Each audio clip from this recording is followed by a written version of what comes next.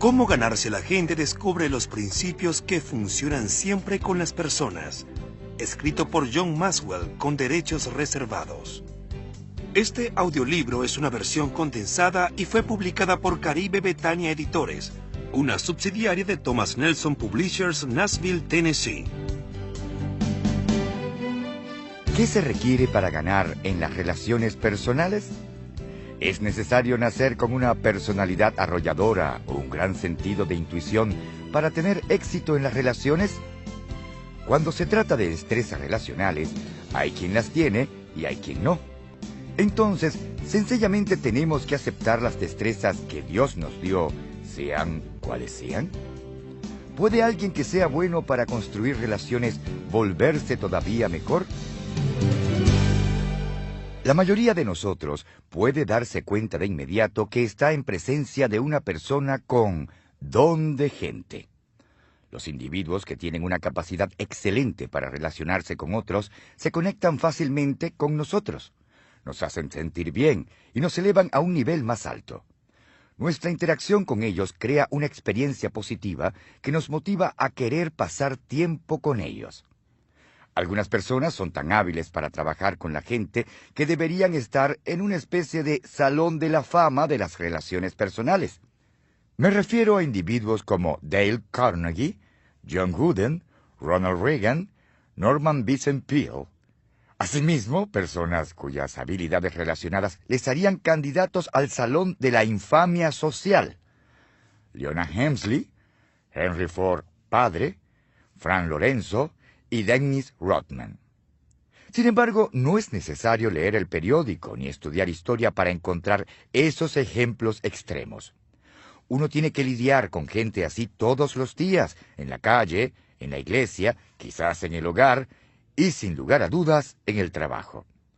Escuche las siguientes afirmaciones hechas por diferentes personas en solicitudes de trabajo que revelan sus deficiencias en el trato personal. Al director le conviene que yo no tenga que trabajar con gente. La compañía me convirtió en chivo expiatorio, al igual que mis empleadores anteriores. Nota, no interpreten mis 14 empleos anteriores como una señal de inconstancia. Nunca he renunciado a un puesto. ¿Referencias? Ninguna. He dejado un reguero de despojos a mi paso. Tal vez piense que alguno de esos candidatos ahora se desempeña en su lugar de trabajo. ¿Qué precio le daría a las buenas destrezas para tratar con las personas? Pregunte a los ejecutivos exitosos de las compañías más grandes cuál es la característica personal más necesaria para alcanzar el éxito en los puestos de liderazgo, y le dirán que es la habilidad de trabajar bien con la gente. Entreviste a empresarios para descubrir qué separa los éxitos de los fracasos, y le dirán que es la habilidad para relacionarse con nosotros. Hable con los mejores vendedores y le dirán que el conocimiento de la gente es mucho más importante que el conocimiento del producto. Siéntese a hablar con profesores y artífices, forjadores y dueños de negocios, pastores y padres, y le dirán que las destrezas relacionales hacen la diferencia entre aquellos que se superan y los que no. El don de gente es inestimable porque no importa qué quiera hacer usted, si puede ganarse a la gente, puede ganar en todo. Todos los éxitos de la vida son el resultado de iniciar relaciones con la gente correcta y luego fortalecer esas relaciones con buenas destrezas relacionales. De igual modo, los fracasos en la vida casi siempre pueden atribuirse a fallas en las relaciones personales. A veces, la conexión es obvia. Enredarse con un cónyuge abusivo, un socio corrupto o un familiar vicioso tarde o temprano ocasionará grandes daños. Otras veces el problema es menos dramático, como mantenerse a distancia de un compañero de trabajo con el que uno tiene que interactuar a diario, no poder establecer una relación positiva con un cliente importante o perder oportunidades únicas para alentar a un niño inseguro. Lo cierto es que todos pueden vincular sus éxitos y fracasos a las relaciones que han desarrollado en su vida. ¿Ha tenido que lidiar alguna vez con una persona difícil? Tal vez pensó, no puedo negar que tiene talento, pero me resulta muy difícil trabajar con ella. O es un joven brillante, pero parece que no se lleva bien con nadie. Son personas que nunca alcanzan a desarrollar su máximo potencial porque solo son capaces de lograr una fracción de lo que podrían hacer si supieran cómo ganarse a la gente. No entienden que las buenas relaciones son más que la cubierta del pastel en la vida. Son el pastel mismo, la sustancia que necesitamos para llevar una vida exitosa y satisfactoria. Ahora bien, ¿qué deben hacer las personas que no poseen grandes destrezas relacionales? Debo admitirlo, para mí es muy natural establecer y desarrollar relaciones, pues siempre he sido muy sociable. Sin embargo, también me he esforzado en mejorar mis habilidades innatas. En medio siglo he aprendido mucho sobre los demás y sobre mí mismo, y he condensado esas ideas en 25 principios de interacción que cualquier persona puede aprender. Hasta el individuo más introvertido puede aprenderlos y volverse una persona más sociable, en tanto que alguien a quien le guste socializar podrá convertirse en experto en edificación y mantenimiento de relaciones. Digo esto porque son principios de interacción que funcionan en todos los casos. Se aplican sin importar que uno sea joven o anciano, sanguíneo o melancólico, hombre o mujer, empleado o jubilado. Los he practicado durante décadas y los he visto funcionar en docenas de países a los que he viajado en 6 continentes. Como resultado de aplicar estos principios, he optimizado mis probabilidades de éxito con los demás y he desarrollado relaciones positivas y saludables que me han traído éxito profesional y satisfacción personal. Esto no significa que usted tendrá una relación exitosa con todas las personas que se crucen en su camino, ya que no puede controlar la reacción de otra persona hacia usted. Todo lo que puede hacer es convertirse en la clase de persona que otros quieran conocer y con la cual puedan construir una relación significativa.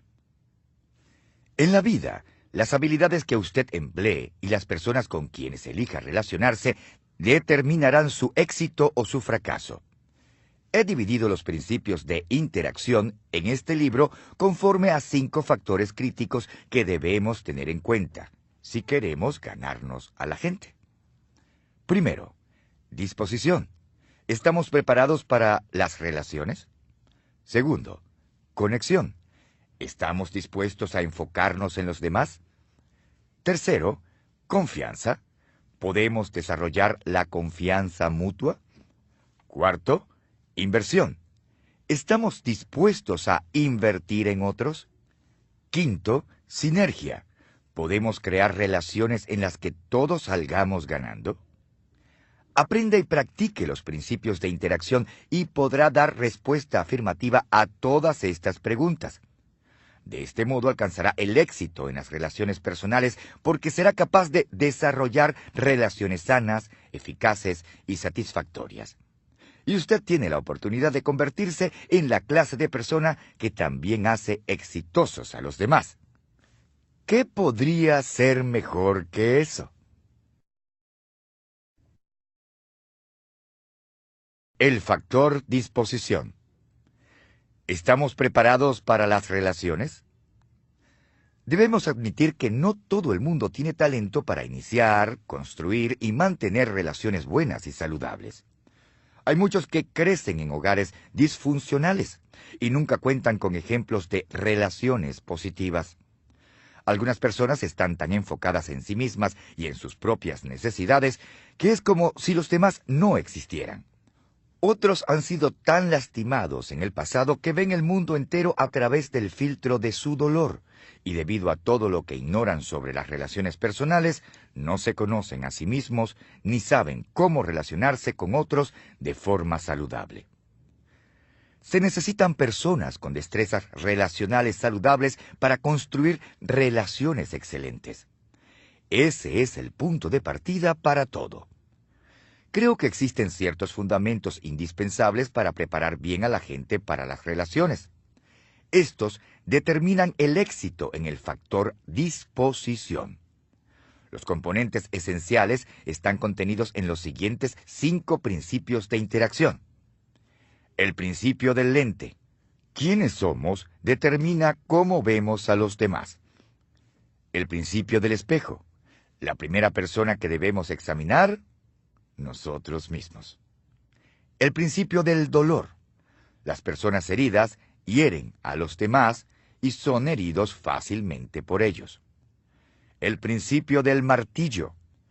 Nunca use un martillo para matar la mosca que se paró en la cabeza del otro.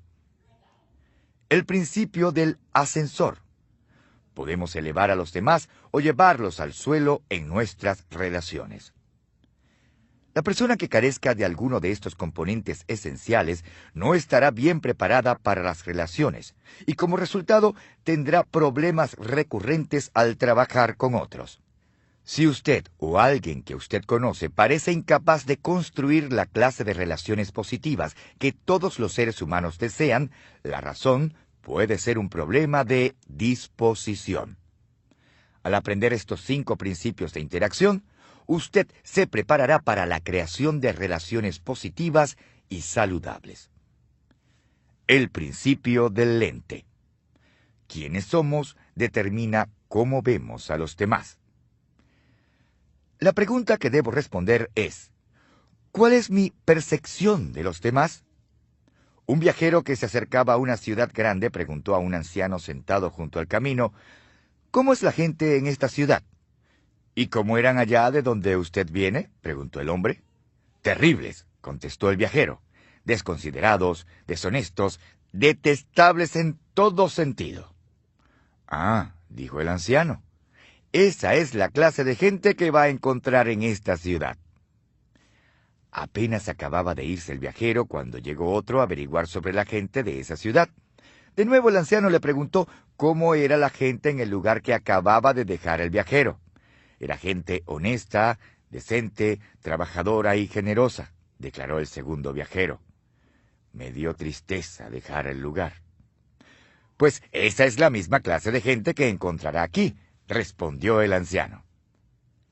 La manera como vemos a los demás es un reflejo de nosotros mismos. Si soy una persona que confía en los demás, les veré como personas confiables. Si critico a los demás, veré a los demás como mis críticos. Si me intereso en los demás, les veré como gente compasiva. Su personalidad se trasluce cada vez que usted habla acerca de los demás e interactúa con ellos. Alguien que no le conozca podría decir mucho acerca de usted basándose en una simple observación. Todos tenemos un marco de referencia personal que proviene de nuestras actitudes, presuposiciones y expectativas en cuanto a nosotros mismos, a otras personas y la vida en general. Estos factores determinan si somos optimistas o pesimistas, alegres o depresivos, confiados o sospechosos, amistosos o reservados, valientes o tímidos. Lo que uno enseñe se deriva de cómo ve la vida, y nuestra manera de ver la vida se deriva de quiénes somos. Hace unos años tuve la oportunidad de enseñar liderazgo al equipo profesional de fútbol americano de San Luis, Missouri.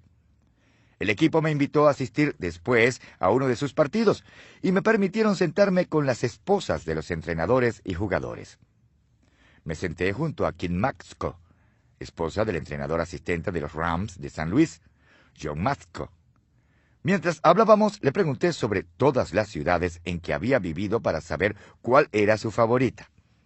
Ella había vivido en muchos estados: Ohio, Carolina del Norte, Arizona, California, Nueva York y Missouri. Su respuesta fue: me gusta donde vivo ahora.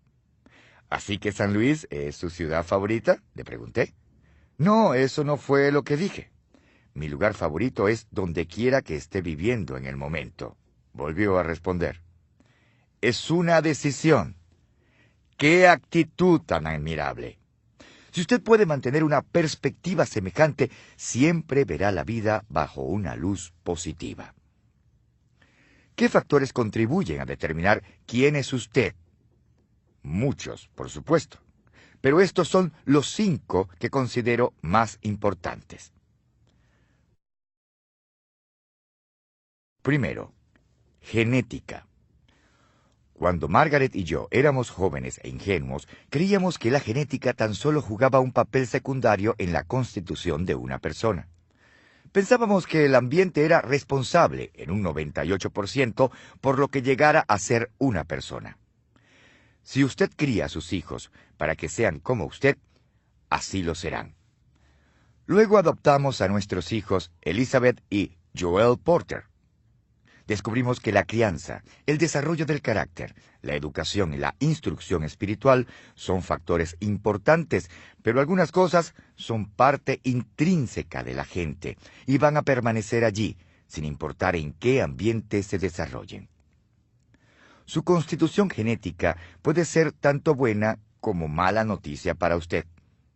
Hay algunas cualidades y características que usted recibió al ser creado que son maravillosas. Y esto es cierto para cada ser humano en el planeta. Sin embargo, también hay cosas que a usted no le gustan. Es posible que le toque aprender a vivir con ellas. Pero en lo relacionado con el carácter, preste mucha atención a sus debilidades. En lo relacionado con los talentos, enfóquese en sus puntos fuertes. En esto no tenemos opciones, porque nadie puede cambiar sus genes. Sin embargo, de los 5 factores principales que determinan quién es usted, es el único que no puede cambiar con sus decisiones, mientras que los otros 4, por lo menos en cierta medida, dependen de usted. Segundo, imagen personal. La gente es como el agua. Cada uno encuentra su propio nivel. Una persona con una imagen negativa de sí misma esperará lo peor, dañará sus relaciones y encontrará a otros que también sean negativos. Aquellos que tienen una imagen positiva de sí mismos esperarán recibir lo mejor en la vida, y aquellos que tienen una imagen personal positiva y fidedigna tendrán mayor probabilidad de alcanzar el éxito, ver a los demás como exitosos en potencia y relacionarse con otras personas exitosas. Tercero, experiencias en la vida. Piensa en algunas de sus experiencias de la infancia. Si tuvo grandes éxitos deportivos, es probable que se hayan vuelto una parte importante de su vida. Si hacía amigos con facilidad, es probable que ahora disfrute la compañía de la gente. Si fue descuidado o maltratado, esto ha tenido otra clase de efecto en su vida. Todo lo que usted ha experimentado contribuye a definir quién es usted ahora.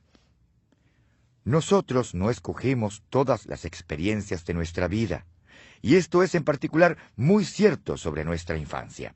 Sin embargo, sí elegimos muchas de las experiencias que tenemos ahora. Elegimos a la persona con quien nos casamos, elegimos nuestros trabajos, elegimos dónde nos vamos de vacaciones, si vamos o no a hacer ejercicio, y qué queremos aprender. Además, las personas que vivieron una infancia difícil deciden si procurarán tener experiencias que mejorarán su manera de vivir y pensar.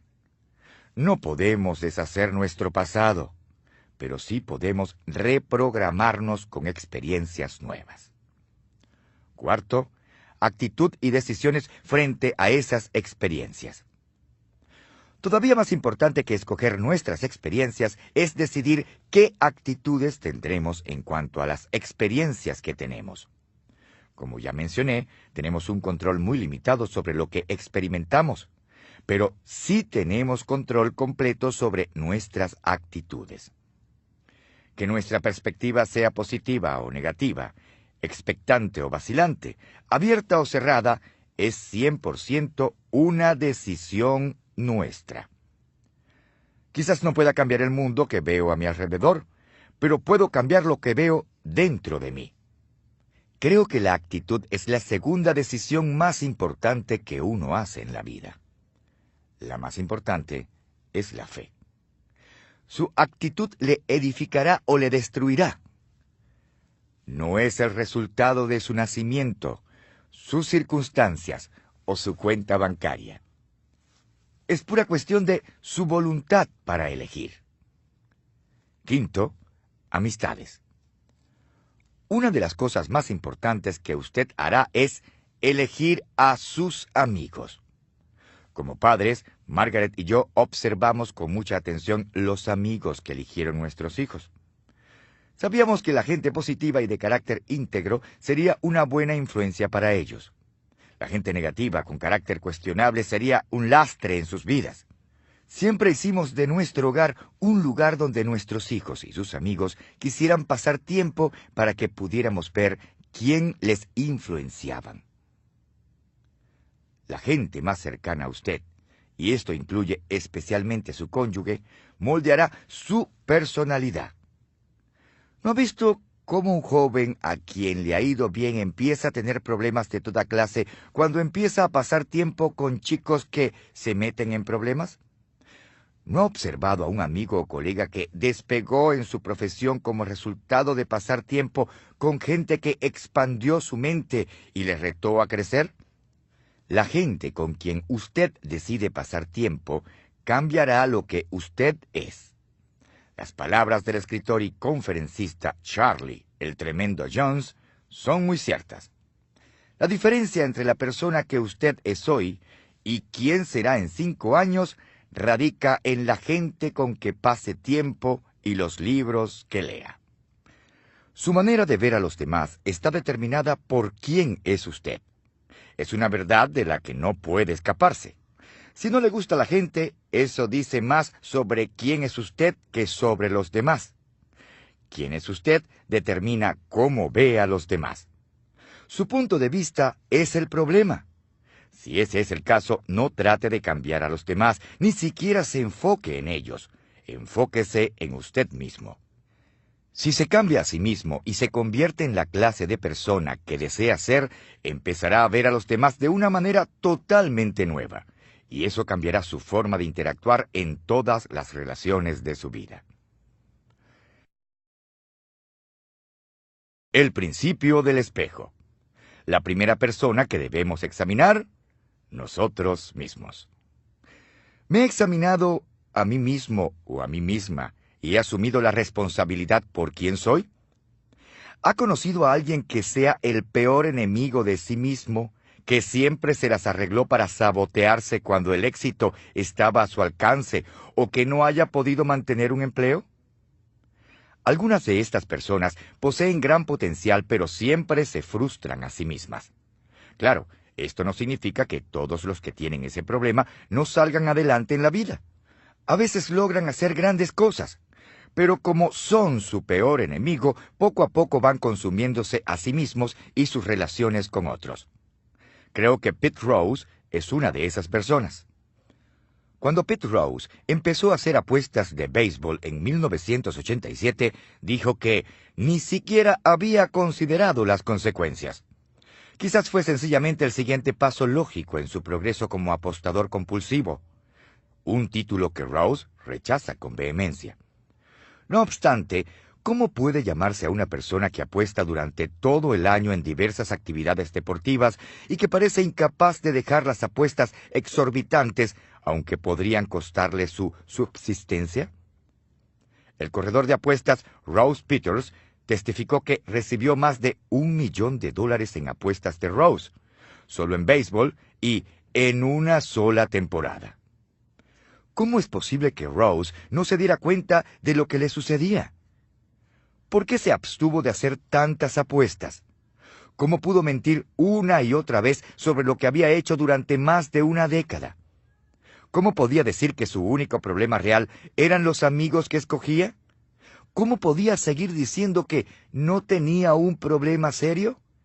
Creo que la respuesta es que estaba enfocado en el béisbol, que nunca se miró en el espejo para examinarse a sí mismo. En uno de sus raros momentos de reflexión y autoevaluación sincera, Rose resume la forma en que se había conducido. Estaba consciente de mis marcas y de mi lugar en la historia del béisbol, pero nunca estuve consciente de los límites ni fui capaz de controlar esa parte de mi vida. Y admitir que estaba fuera de control ha sido algo casi imposible para mí. Estaba al tanto de mis privilegios, mas no de mis responsabilidades. En mi opinión, Rose todavía está luchando por definir cuáles son sus responsabilidades. Esto es algo muy difícil de hacer cuando a usted no le gusta mirarse en el espejo. Las personas que no están conscientes de quiénes son y de lo que hacen, con frecuencia dañan sus relaciones con los demás. La forma de cambiar esto es mirarse en el espejo. Es algo que todos debemos hacer. Es lo que llamo pasar la prueba del espejo. Considere estas verdades que debemos aprender acerca de nosotros mismos. Yo soy la primera persona a quien debo conocer. Conciencia de uno mismo. La naturaleza humana parece dotar a las personas con la habilidad de medir a todo el mundo, excepto a ellos mismos. Pete Rose no tiene una imagen clara de sí mismo y tiene a considerarse como una víctima de las circunstancias. Rose se ha descrito a sí mismo como un chico que creció en el lado equivocado del ferrocarril y que salió adelante en la vida gracias a un talento atlético nada espectacular. Además, cree que el castigo que recibió, quedar expulsado del béisbol por hacer apuestas, no se ajusta al delito que cometió. Algunas personas están dotadas con una capacidad natural de tener conciencia de sí mismas. Thomas Armstrong, el autor de 7 tipos de inteligencia, señala que estas personas poseen inteligencia personal interior. Alcanzar esa clase de conciencia de uno mismo no es fácil para la mayoría de las personas, pues es un proceso que a veces puede ser lento y requiere de un esfuerzo intencional. Yo soy la persona con quien debo relacionarme bien. Imagen de uno mismo. La imagen que usted tenga de sí mismo restringe su capacidad para desarrollar relaciones saludables.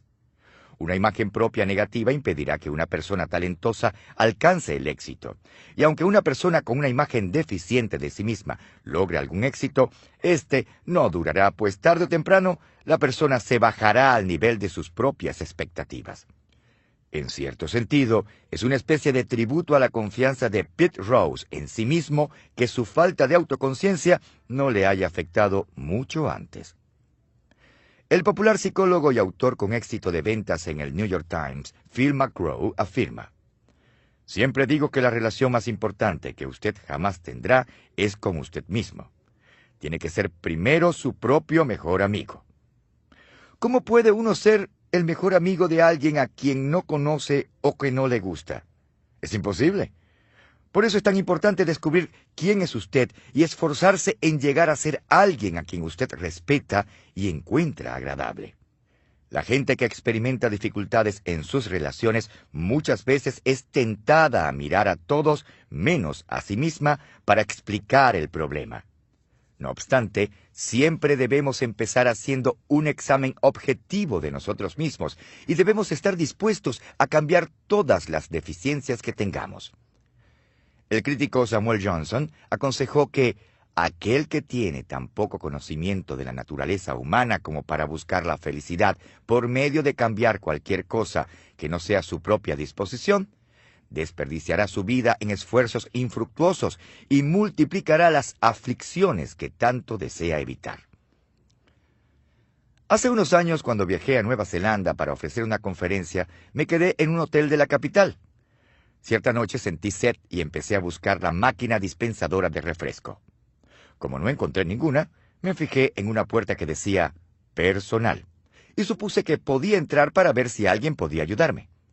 No encontré allí a ningún trabajador del hotel ni a una máquina de bebidas, pero sí observé algo interesante. Al acercarme a la puerta para salir otra vez al corredor, vi que la puerta tenía un espejo de pies a cabeza con las siguientes palabras: «Examínese con cuidado. Esto es lo que ven los clientes y huéspedes del hotel». La gerencia del hotel quería recordar a los empleados que para cumplir bien sus funciones tenían que darse un buen vistazo a sí mismos.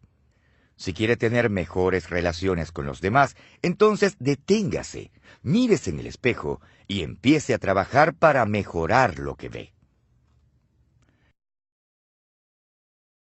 El principio del dolor. Las personas heridas hieren a los demás y son lastimadas con facilidad. ¿Hiero a las personas o ellas me hieren a mí con demasiada facilidad? No hace falta un psiquiatra para confirmar que hoy día hay muchas personas heridas. La columnista Ann Landers afirmó que 1 de cada 4 norteamericanos sufre algún desequilibrio emocional. También añadió que deberíamos considerar nuestras 3 amistades más cercanas. Y si nos parece que están bien, eso significa que nosotros somos los del problema. La realidad es que sea normal, no es típico. Ahora es una excepción.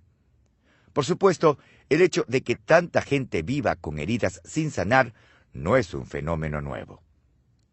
En el siglo XIX, el filósofo Arthur Schopenhauer comparó la raza humana a una manada de puercos espines en una fría noche de invierno. Cuanto más fría es la noche, más nos acercamos para calentarnos, pero entre más nos acercamos, más daño nos hacemos unos a otros con las espinas. Así, en la noche solitaria del invierno terrestre, llega el momento en que empezamos a separarnos y a deambular por nuestra propia senda hasta que morimos congelados en nuestra soledad.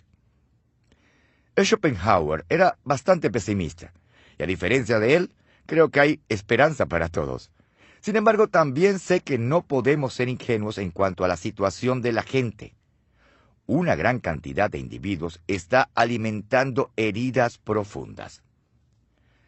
El poeta alemán Hermann Hesse escribió: si detestas a una persona, detestas algo en él o ella que es parte de ti mismo. Lo que no es parte de nosotros no nos molesta. Estoy de acuerdo con su punto de vista. Cuando una persona herida explota, es en respuesta a lo que sucede en su interior, más que a lo que sucede a su alrededor. Es porque siente o cree que hay algo negativo dentro de ella. El problema es que la gente que no cree en sí misma nunca triunfará y también impedirá el éxito de quienes le rodean. A comienzos de mi carrera pastoral, hice muchas sesiones de conserjería, algo que después delegué a otros miembros del equipo porque no tenía el temperamento adecuado para hacerlo. Sin embargo, en el transcurso de los años, he aconsejado a suficientes parejas heridas como para observar que su interacción casi siempre sigue el mismo patrón. Uno de los 2 cónyuges vomitaba emocionalmente, y luego el otro lo limpiaba. Lo vi pasar una y otra vez. Y siempre el individuo más herido era el que hacía más daño a la otra persona.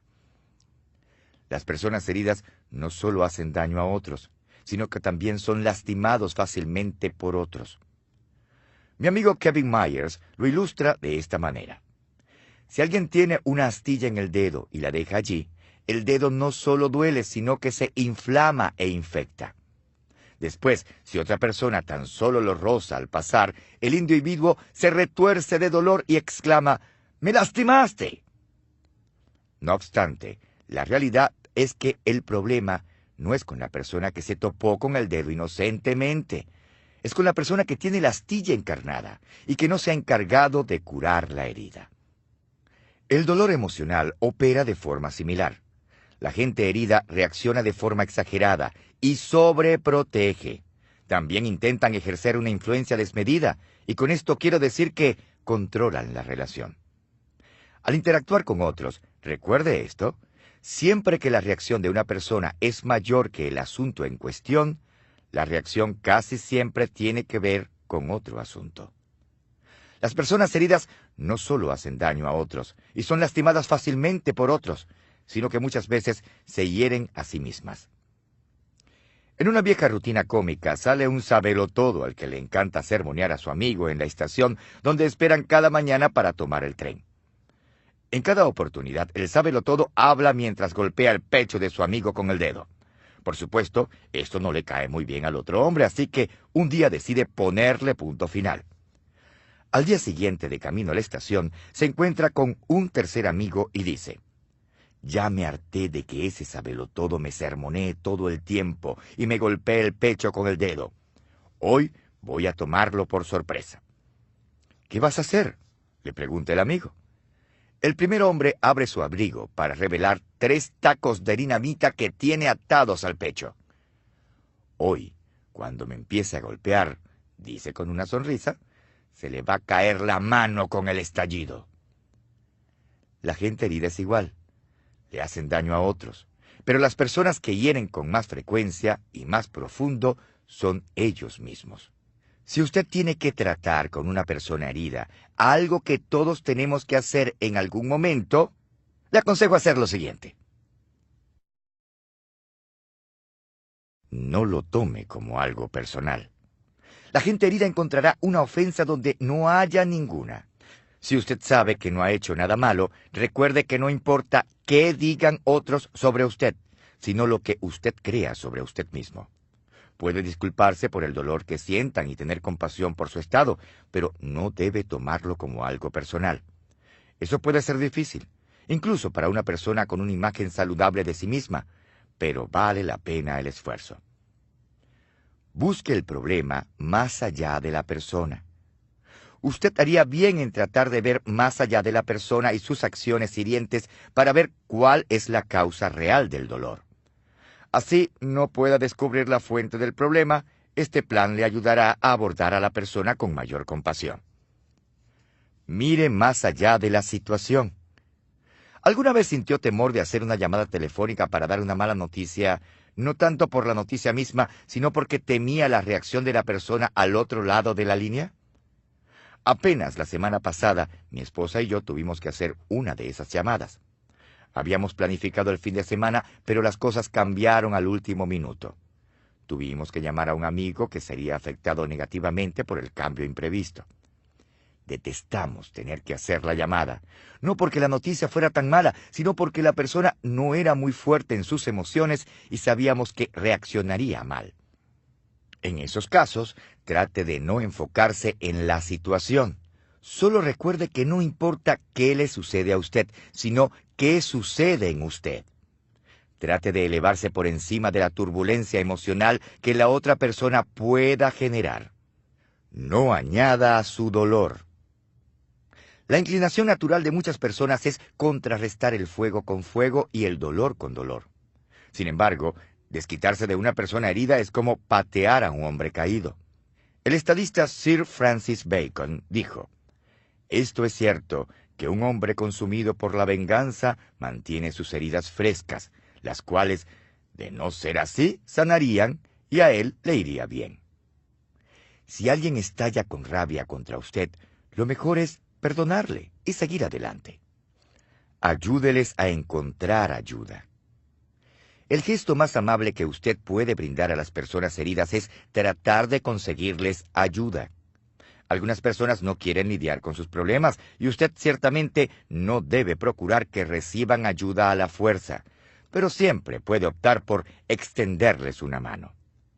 El proceso de sanidad puede tomar mucho tiempo, como sucedió con Tom, pero se sabe de gente muy amargada que ha podido superarse. Al principio de este capítulo se formuló esta pregunta: ¿hiero a las personas o ellas me hieren a mí con demasiada facilidad? Si su pregunta fue afirmativa, entonces necesita responder una segunda pregunta. ¿Estoy preparado para trabajar en mis problemas y superar mi dolor? Esta es la clave.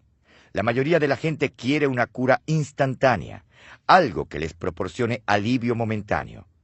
Por eso es que algunos optan por estallar con improperios, ya que hacerlo les hace sentirse mejor temporalmente.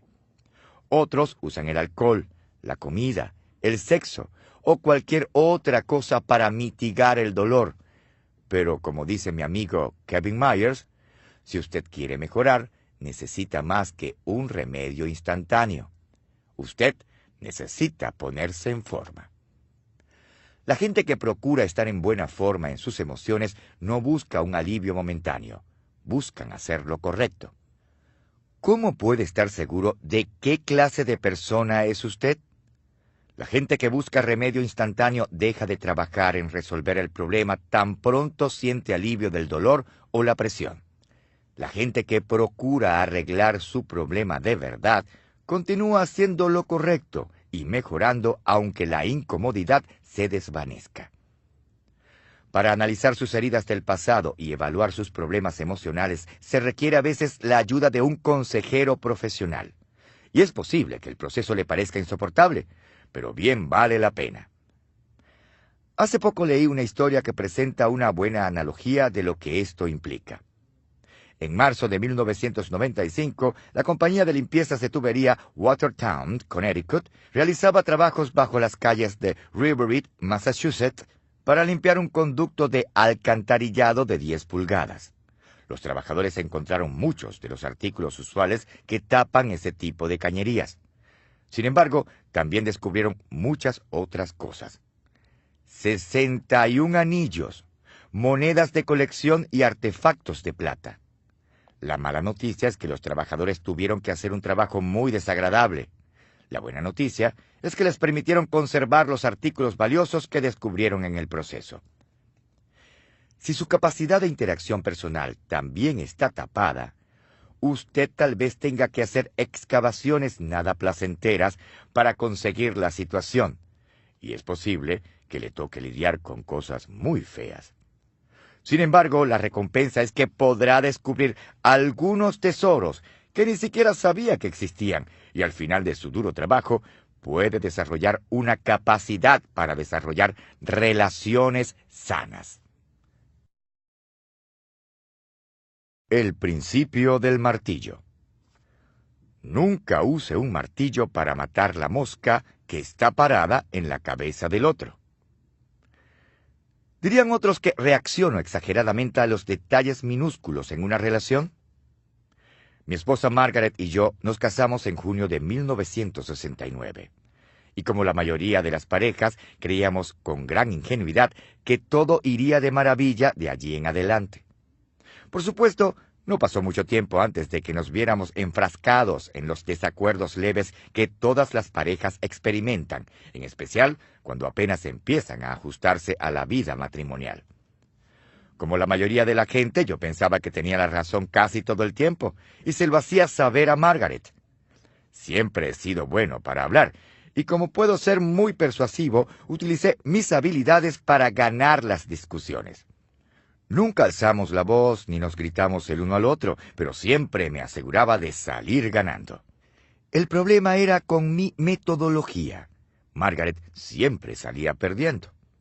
Hicimos muchas cosas durante esos 2 primeros años de matrimonio. Por esa situación se mantuvo siempre igual. Sin darme cuenta, le estaba ocasionando daños emocionales a Margaret.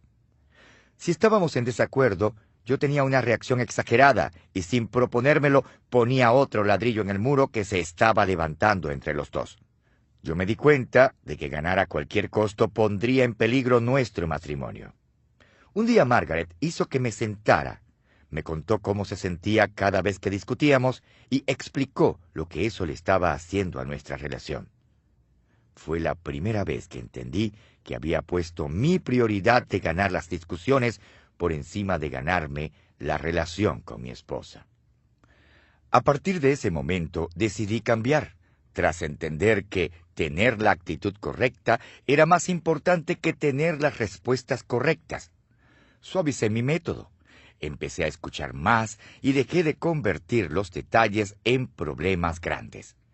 Con el paso del tiempo, el muro que se había empezado a levantar se vino abajo y empezamos a construir puentes.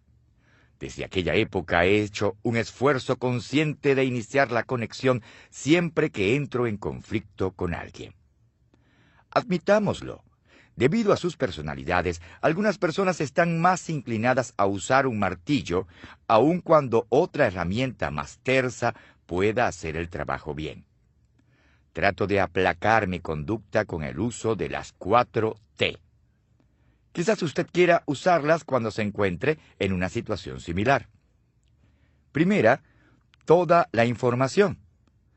¿Salta usted a conclusiones mucho antes de que terminen de presentarle un problema dado? Esto nos sucede con frecuencia a los que tenemos personalidad fuerte. Por eso es que me he adiestrado a mí mismo para seguir un proceso que me impida martillar con respuestas a la gente antes que terminen de formular sus preguntas. Cuando alguien comparte su punto de vista conmigo, yo trato de escuchar, hacer preguntas, volver a escuchar, hacer más preguntas, escuchar un poco más y, por último, responder. He descubierto que si me detengo lo suficiente, tengo mayor probabilidad de dar respuestas pacientemente y de manera apropiada. Segunda, tiempo oportuno. Hace poco leí una cita atribuida al señor Dan Sadra que decía: «Lo que cuenta es lo que haces, no cuando lo haces». Esto no siempre es verdad. Si el general no ordena el ataque en el momento preciso, la batalla se pierde. Si el padre no se apresura a llevar a su hijo accidentado al hospital, puede costarle la vida. Si usted no se disculpa con alguien tras haberle ofendido, se arriesga a perder la relación. Actuar en determinado momento es tan importante como emprender la acción correcta.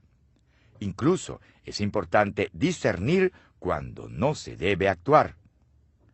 La famosa anfitriona y escritora Lady Dorothy Neville hizo la siguiente observación: «El arte verdadero de la conversación no consiste solo en decir lo correcto en el lugar correcto, sino también en dejar de decir lo incorrecto en el momento en que nos sentimos tentados a decirlo».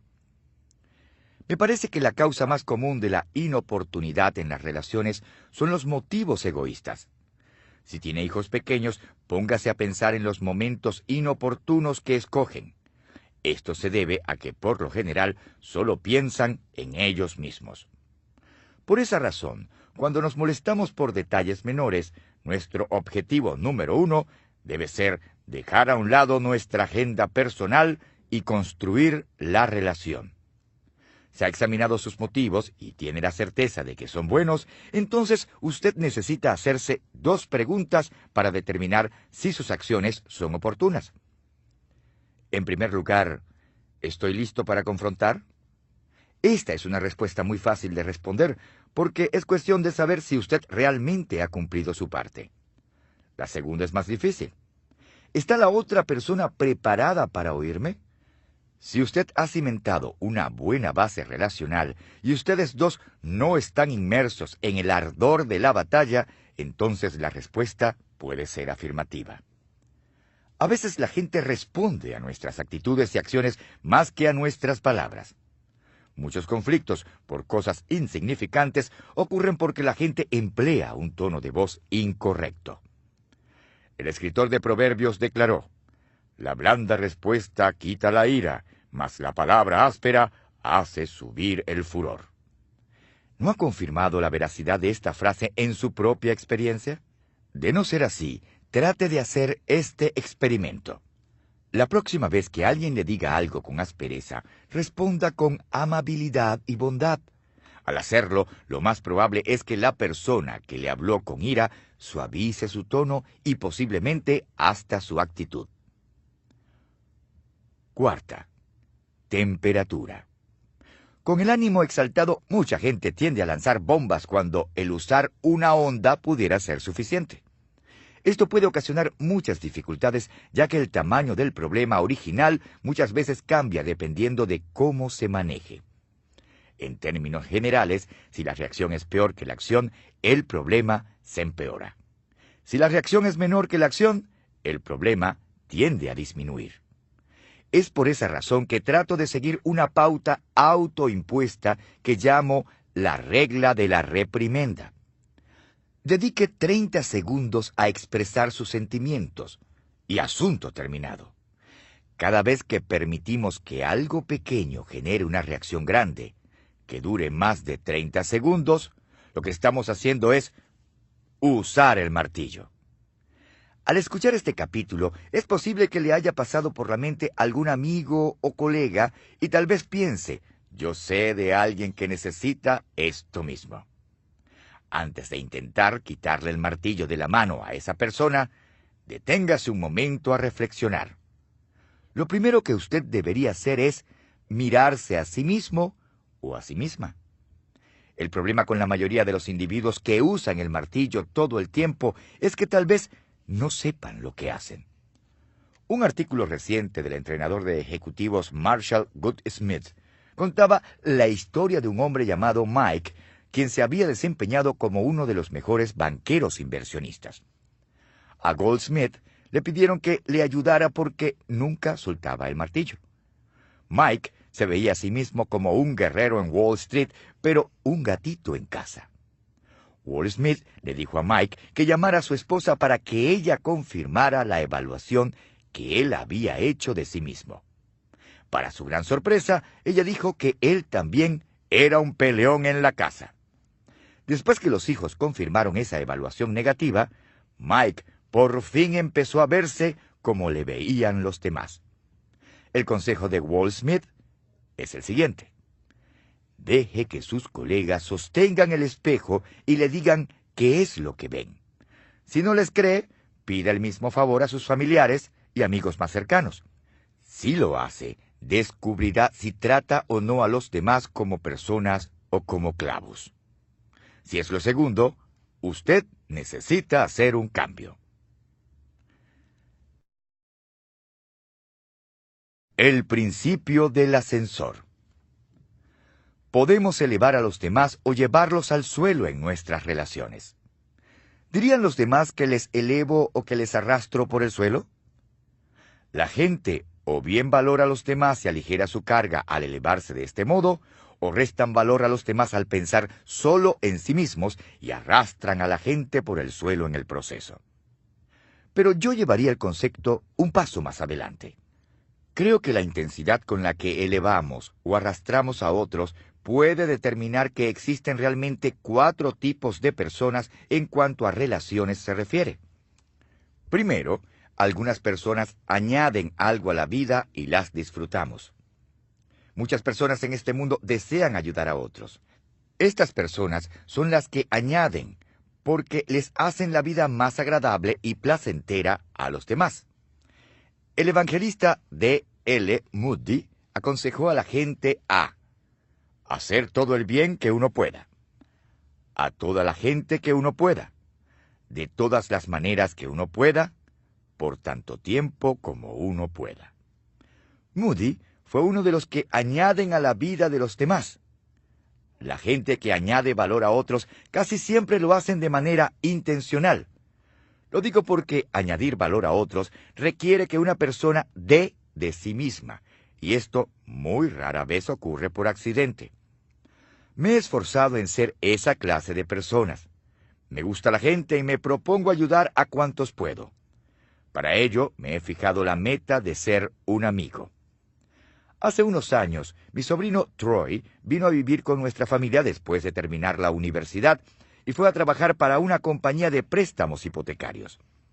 Troy era inteligente, trabajaba duro y quería ser exitoso. Nosotros quisimos ayudarle, así que le di algunos consejos antes que empezara su nuevo trabajo. Le sugerí que hiciera lo siguiente: llegar temprano y quedarse hasta tarde. Le aconsejé que hiciera más de lo que se esperaba de él, que llegara 30 minutos antes, que almorzara en la mitad del tiempo asignado y que trabajara media hora más al final del día. Hacer algo todos los días para ayudar a la gente a su alrededor.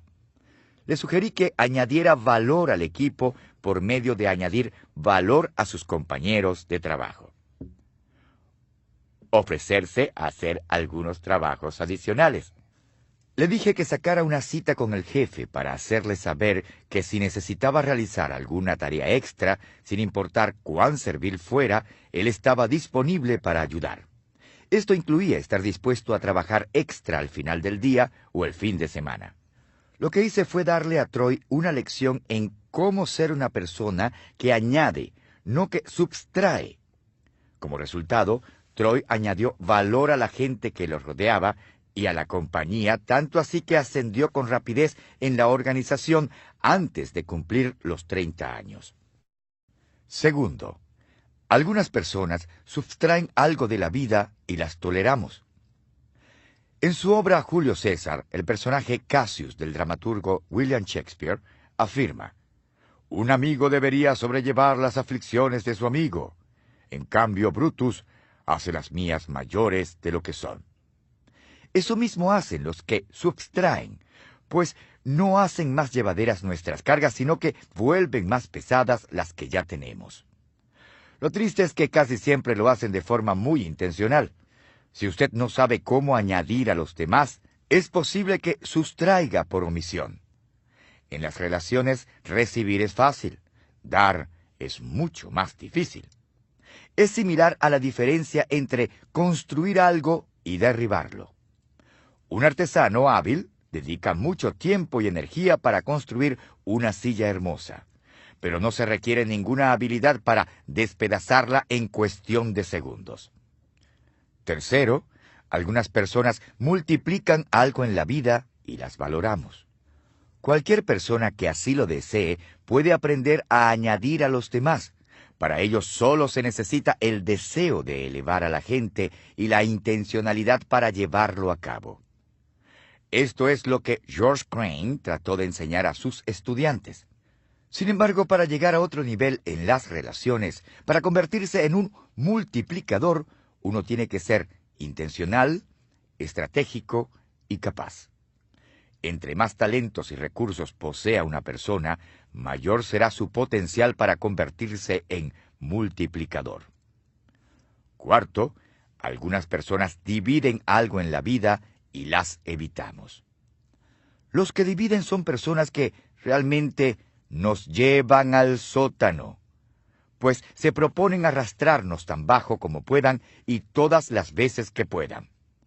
Son como el presidente de la compañía que envió un memorándum a su director de personal que decía: busque en la organización a un hombre joven, agresivo y alerta que sea capaz de reemplazarme y tan pronto lo encuentre, despídalo. Los que dividen son bastante dañinos, porque a diferencia de los que sustraen, sus acciones negativas casi siempre son intencionales. Son personas hirientes que quieren verse o sentirse mejor como sea, y muchas veces para lograrlo tratan de hacer que a otra persona le vaya peor que a ellos. Como resultado, dañan relaciones y causan desastres en la vida de la gente. Creo que en lo más profundo de su ser, todas las personas, hasta las más negativas, quieren ser como ascensores que elevan a todos a su alrededor. Todos queremos ser una influencia positiva en la vida de otros, y la verdad es que sí podemos serlo. Esta es una cita que siempre me ha gustado. Pasaré por este mundo nada más que una vez. Por eso, cualquier bien que pueda hacer o cualquier bondad que pueda mostrar a cualquiera de mis semejantes, déjame hacerlo ahora. No puedo postergarlo ni descuidarlo, pues no volveré a pasar por aquí otra vez. La gente que eleva a los demás no espera hasta mañana, o que llegue algún día mejor para ayudar a la gente, sino que actúa ahora mismo. Cada persona en el mundo tiene la capacidad de convertirse en alguien que eleva a los demás. Usted no tiene que ser rico, ni necesita ser un genio. No necesita tener una vida perfecta, pero sí tiene que interesarse en la gente e iniciar las actividades que elevarán a los demás. No deje que pase otro día sin elevar a la gente en su vida. Esto hará posible un cambio positivo en las relaciones que ya tiene y abrirá paso a muchas más. Antes de proseguir, revisemos los principios de interacción que se relacionan con el factor disposición. El principio del lente, quienes somos, determina cómo vemos a los demás. El principio del espejo, la primera persona que debemos examinar, nosotros mismos. El principio del dolor, las personas heridas hieren a los demás y son lastimadas con facilidad. El principio del martillo, nunca use un martillo para matar la mosca parada en la cabeza de otro. El principio del ascensor, podemos elevar a los demás o llevarlos al suelo en nuestras relaciones.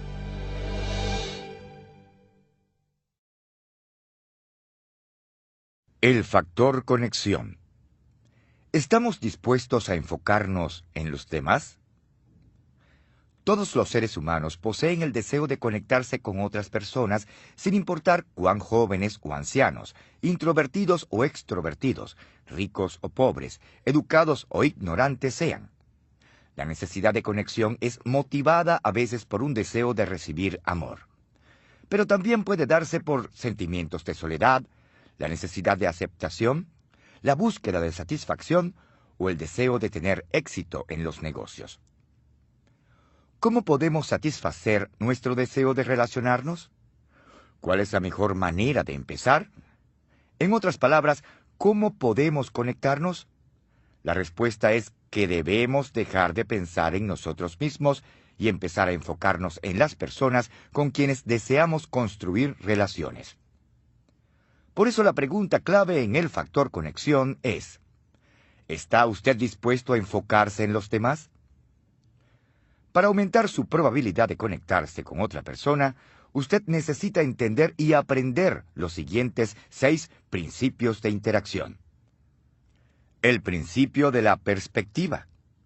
Toda la población del mundo, con una pequeña excepción, está compuesta por los demás seres humanos. El principio del intercambio. En vez de poner a otros en su lugar, debemos ponernos nosotros en el lugar de ellos.